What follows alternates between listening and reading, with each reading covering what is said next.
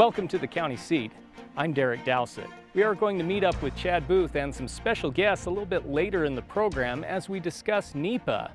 Now, if you've been involved in any sort of land planning, you've likely heard the jargon: EAs, EISs, FONSI, and NEPA.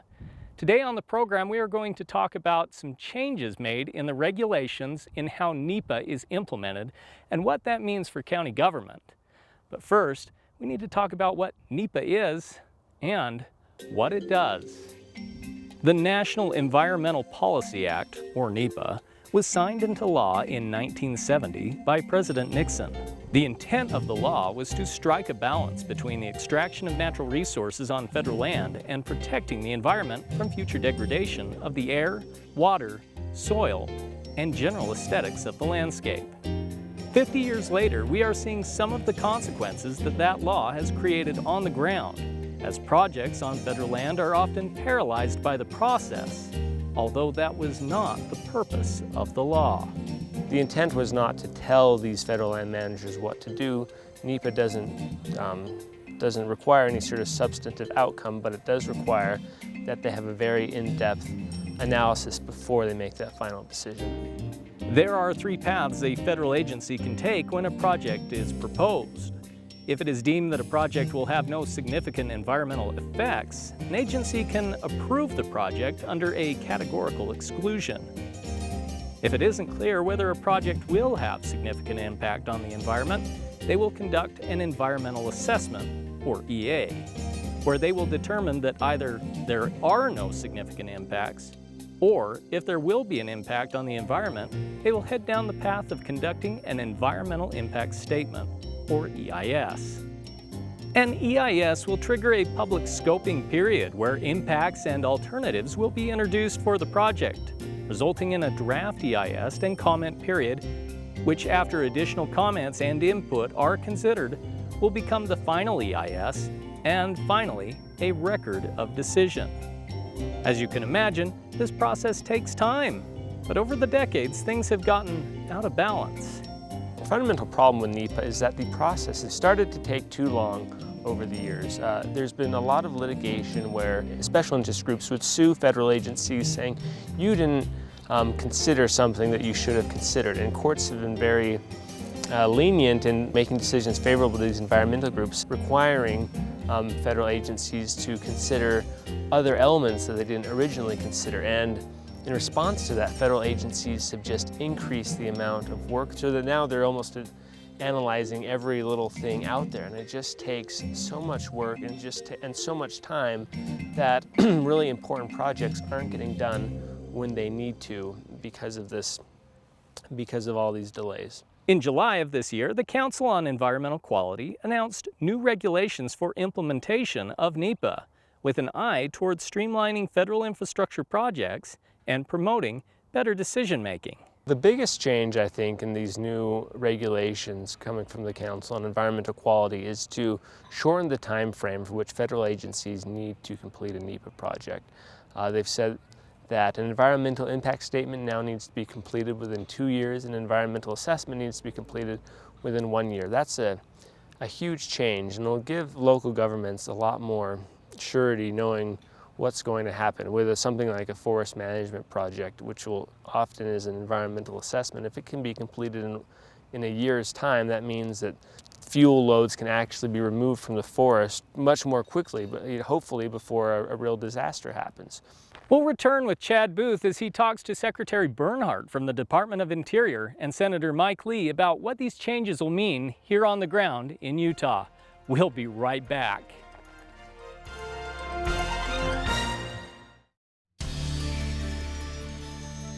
Welcome back to the county seat. We are very honored right now to have this segment of the show to talk to Secretary of the Interior, David Bernhardt, who is out here in Salt Lake. Secretary, thank you for joining us. And with him is Senator Mike Lee.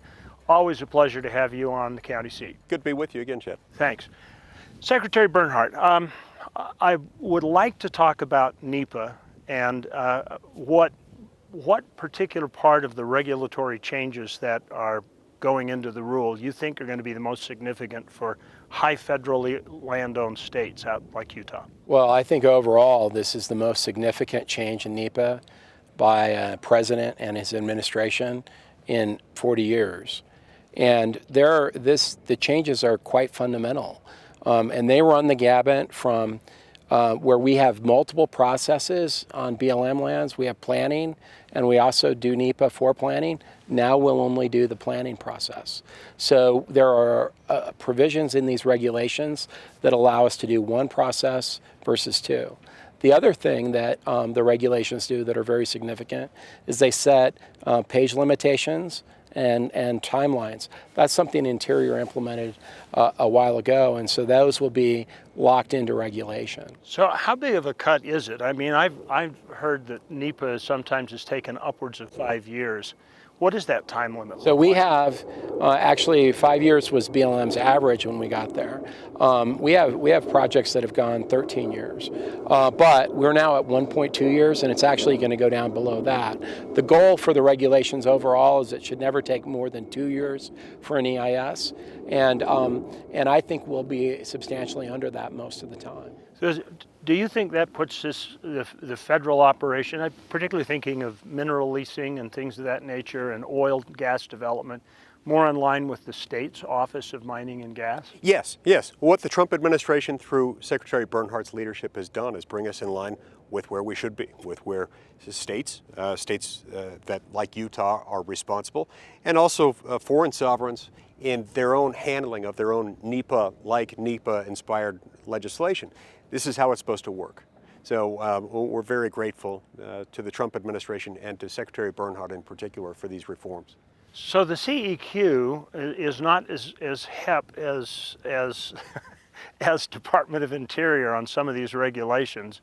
As I was reading through the changes as far as allowing local governments to do some of the legwork and use their environmental assessment material. So actually CEQ now has gone the direction we were at, and so they have actually really embraced that, and we'll be coming out with our own regulation for this new regulation to codify how we're going to do it in the next few weeks, and it will be right in line. People are going to love it, and the bottom line here is very simple.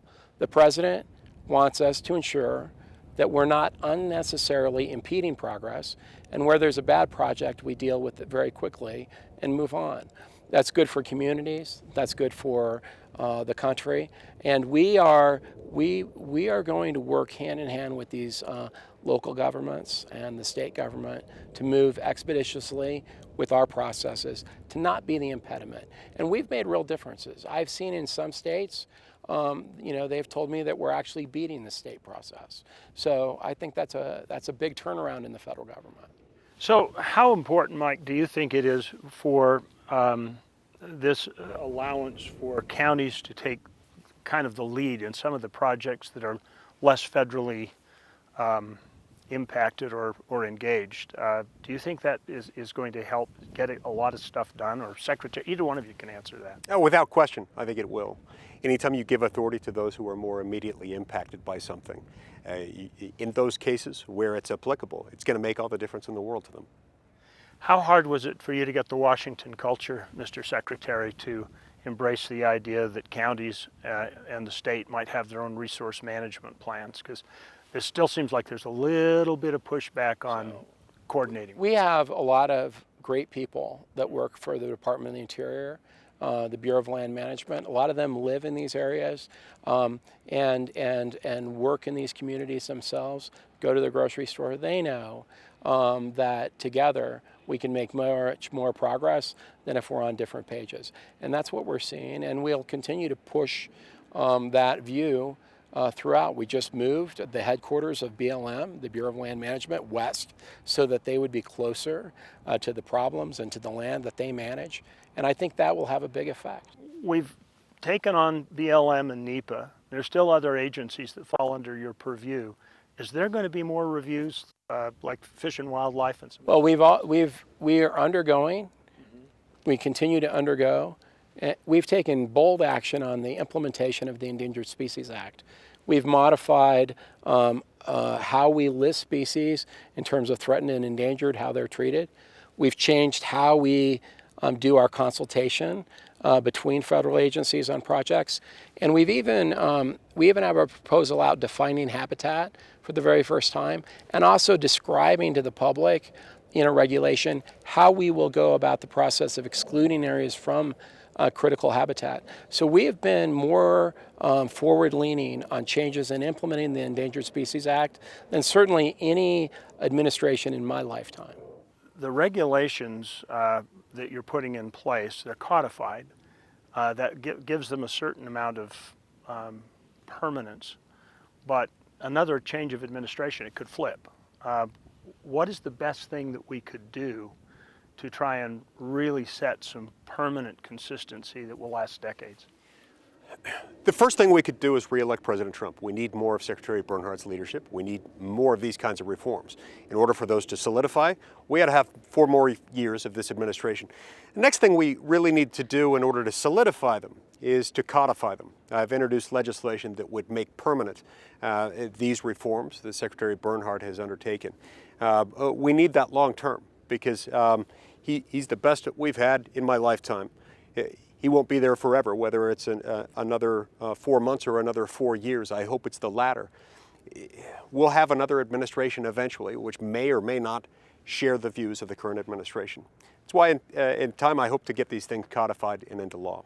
Well, the senator is right that codification is one way to have, the most permanent way to have sustainability. But the other truthful prospect I see is as we implement these, people will see that they work.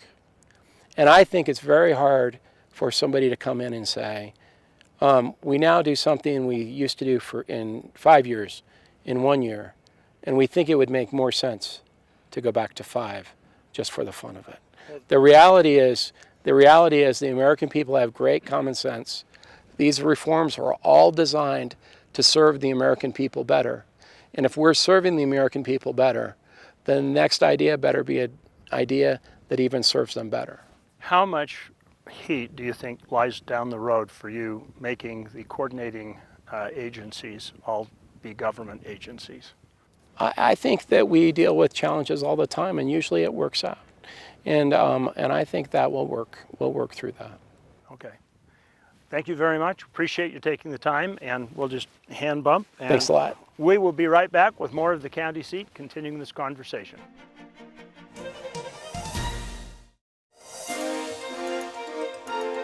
Welcome back to the County Seat. Our topic today has been covering NEPA and the National Environmental Policy Act and the changes to the Act, or the procedures of the Act that are going on right now. We've already talked to Secretary Bernhardt. Now we are going to talk to the local leaders and find out what their take on it is. Joining us for the conversation for Box Elder County, Commissioner Stan Summers.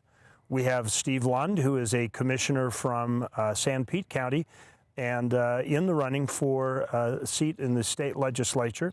We have Jack Lytle, who is a commissioner from Daggett County, and Leland Pollock, commissioner extraordinaire from Garfield County. Gentlemen, thank you for joining us for this conversation. I'll be real quick, and I want to talk about one of the elements that is really important to this, and the impact that it will have on endangered species, and what that means to a county. And I think you've got a lot of relevant material from your county on that. Well, and it's amazing to us to see going from a 5 to 6 year process to maybe a year process. I mean, most of these NEPA things would come up and they would just be outlive commissioners or council people or anything. So the only people that were left around to even do anything about it is the lifers, the people that wanted to sue us and things like that. So most of us, when we had ideas, we'd never live to see these things come to fruition. So just going from 5 or 6 year period down to a year period, I mean, that's a huge thing to be able to get some stuff done. And when you want to start talking about some of the things that we have to get done, you can look at the California fires and everything else that's going on to be able to save sage grouse and critical habitat and range lands. And, you know, we always like to say you got to log it, graze it, treat it like a garden, or watch it burn. So we've got to continue to get this process down and make it quicker so everybody doesn't have to pay for the mistakes. NEPA obviously takes long, but what's been wrong with it? Okay, I'll give you a quick example. We had a huge sawmill in Panguitch back in the 90s that had been there for years. We didn't have fires, we didn't have problems with forest health, we didn't have problems at all. Commissioner Summers, you were spot on. That's why we're having these fires, not this nonsense about global warming. They shut down the sawmills. How did they do it? They weaponized the NEPA process. Thank goodness we have Trump and his administration that is streamlining this process, so now we can go in and try to get these problem areas taken care of before they create catastrophic fires. So one of the other elements of this that I think is really important in the regulatory changes are it defines who the players are in the NEPA process, and it kind of removes those NGOs out of that Absolutely. Cooperating or coordinating agency status. Is that a significant change? Not necessarily, other than I think it reinforces that. I think it helps with the agencies, because a lot of times I've seen in different actions where they will interpret it and bring those NGOs in at a higher level than an affected party. As counties, we typically come in as cooperating agency. That is a much different relationship, and then because we're actually in the middle of helping create that NEPA document. The NGOs have, by rule and by law, typically have been affected parties and as part of the public. I think this reinforces that over the time. It doesn't necessarily change anything.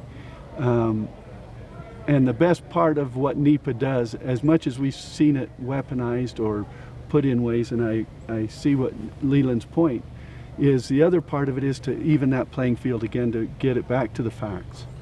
And whether there's wildlife issues, as Commissioner Summers said, or habitat issues, all of those things still have to be addressed. But it shouldn't take the time that has been applied to it, what it's built into the 6-year thing, to where now it should be a 1 to 2 year project. Steve, your county has gone through creating its own resource management plan.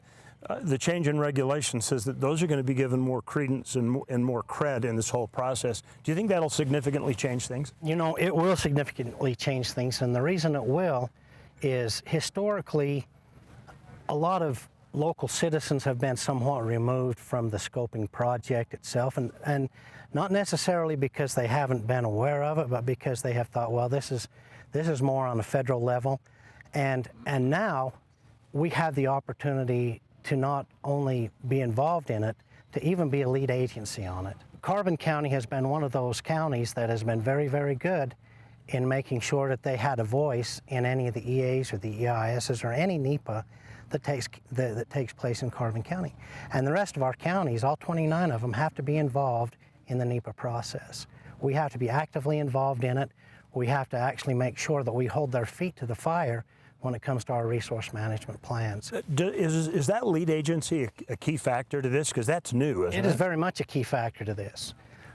As a lead agency, you then have a voice unlike you've ever had before. In the past, it's been a voice of an interested person or as a citizen, but as a lead agency, you have a voice that will actually help make policy or help drive that scoping in the direction that it needs to go.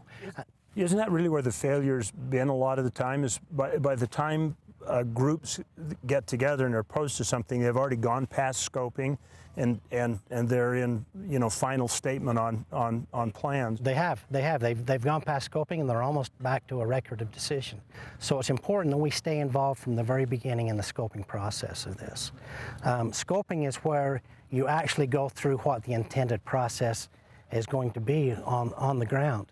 And so as you're scoping this, if it's the railroad that we're looking forward to having up in the northeastern part of the state, up in the Uinta Basin, that scoping process is critical, because that's where you make the decision how you mitigate the right-of-way itself.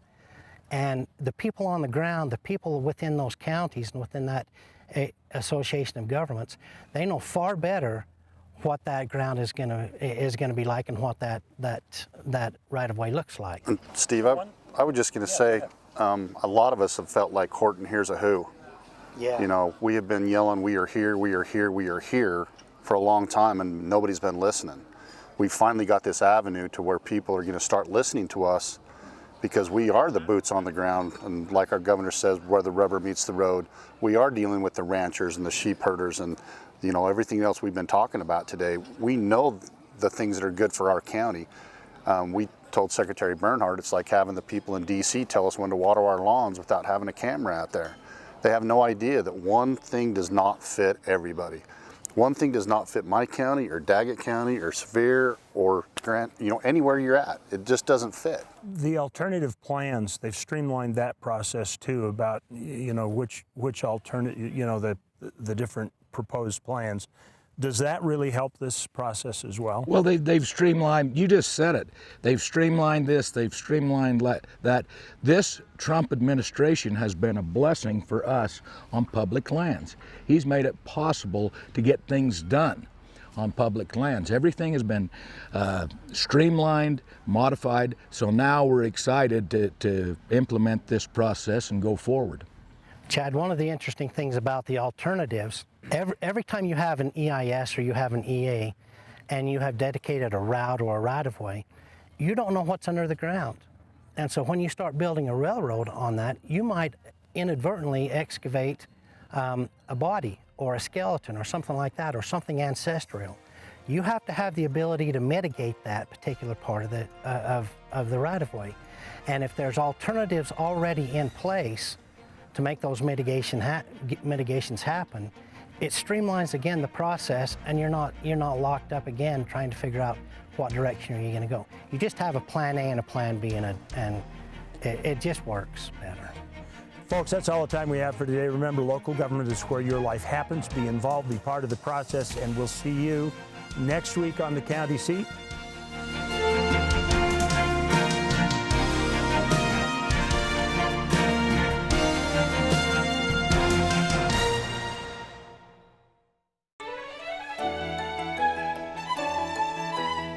Thank you for watching the County Seat. Be sure to subscribe and turn on your notifications to keep up to date on the program and happenings around Utah.